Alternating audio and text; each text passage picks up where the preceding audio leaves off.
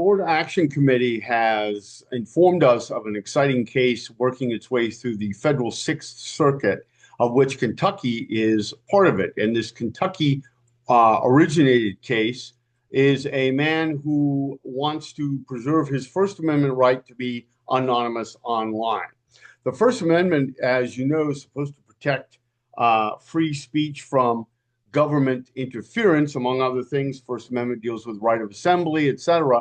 But this man is saying, look, according to the SORNA rules, these are the rules governing the federal rules pushed down through the states governing the administration of the sex offender registry per state. One of the common rules is you have to notify the state patrol within a couple of days that what social media accounts you have, and if you have any screen names or anonymous names, etc. And he's pushing back on the anonymity section of it, as I understand the lawsuit. He is being represented by Guy Hamilton Smith, who himself is formerly incarcerated and is on the registry too. Mr. Smith is a licensed attorney, having achieved his license after considerable effort and admitted to the bar some years ago.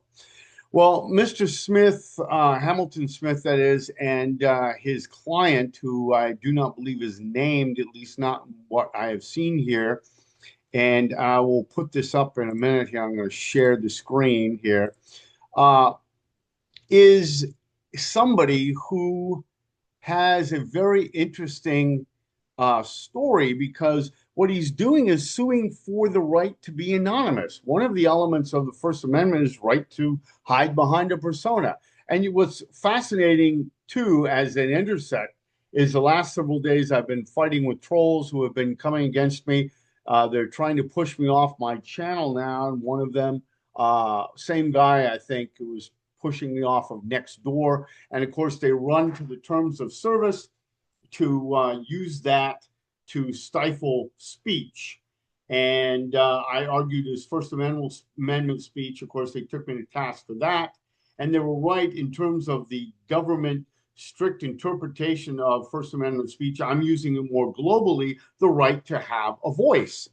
And now they're trying to do the same thing on my YouTube channel. So this is really prescient, this story, because it says here again, sues for the right to be anonymous, for the right to have your own persona online. Let's look at some of the elements to it. He argues that the states demand that he give up his social media accounts and his full legal name and email addresses violates his First Amendment right by effectively banning anonymous online speech for anyone on the registry. So understand, folks, the reason why people want anonymity is, of course, they don't want blowback. All the trolls know this. That's why they hide behind it like little cowards that they are. But they don't want you to have it. And we're already in states on a public registry. You can find out where we work. You can find out what we do, where we live, rather, and any other pertinent information, our height, our weight, whether we're married, whether we're not married, these things are available on a lot of registries, okay? And he's saying, you know what? You already have that information. I have some First Amendment rights. I have a right to assembly. I have a right to petition my government. I can go to my city council meeting and raise hell. And you don't have a right to drive me out of there because you don't like what you think I did. And the same thing is true in the public sphere, he's saying. He says, the plaintiff contains that being forced to hand over all internet identifiers chills free expression and discourages participation in online lawful activity. Understand, nobody is protected, nobody, for online illegal activity. But of course, this is what trolls are arguing. Just the fact that you're online is a danger. I had an old email account, advertisement. And at one point I had updated it when I returned to Nextdoor. And years later, I haven't done anything with it. And years later, it was used against me, saying that I was preying on people who are on there. And yet, where are all the people coming forward ever to claim that I preyed on them? They're no place. But of course, trolls are using that as the segue, as the excuse to get you off of there. So he's saying, I want the same protections, anonymous protections, as everyone else gets online, including trolls. What's wrong with that? Many people use pseudonyms online to discuss sensitive topics, connect with support communities, or maintain their privacy simply. Rights that should not be erased simply because you've already given them up on the public registry. Okay, so there's no law that appears to say anything about this, and does appear, unless I'm mistaken, and if you know of a case, let me know. This appears to be an issue of first impression. There have been things around the bullseye here that have hit around it, but nothing that has particularly tackled this issue. Of course, we have the Packingham v. North Carolina case that is probably the closest one, that said that you do have a right to be online because, of course, they were trying to prevent people from being online at all.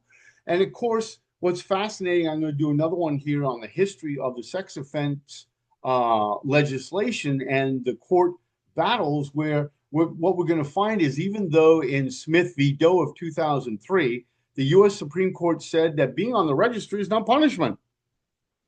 And yet, in Judge Alito's position in a later case, which I will get to, Nichols v. U.S., he says it's punishment.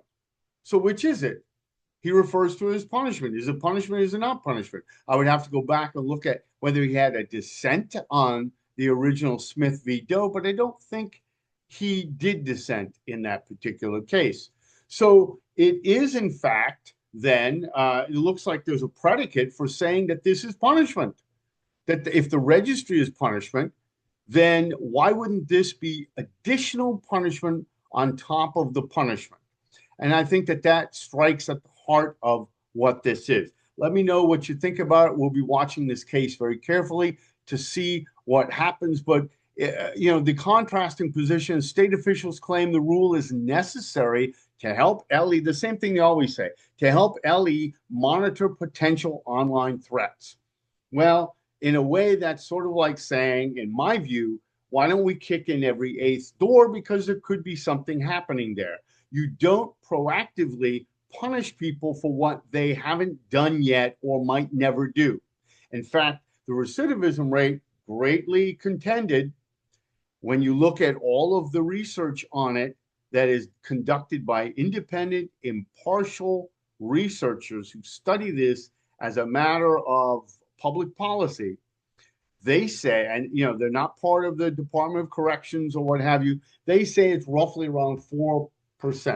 I've seen between 3.4 and 4.3% fairly consistently. That means that there's about 96%, 97% that are not repeat offenders, which means that new cases, to the extent that we can believe the police on this, and there is reason not to believe them in certain perspectives, in certain cases, that the new cases come from people not on the registry, the unregistered offender, as one listener to this channel pointed out. So that's, of course, what they always say, that we've got to protect everybody. And of course, as we all know, there's no registry for grand larceny, which is, in this area at least, running amok. So this is Norman Michaelation for ICAC Unpacked. Have a good day.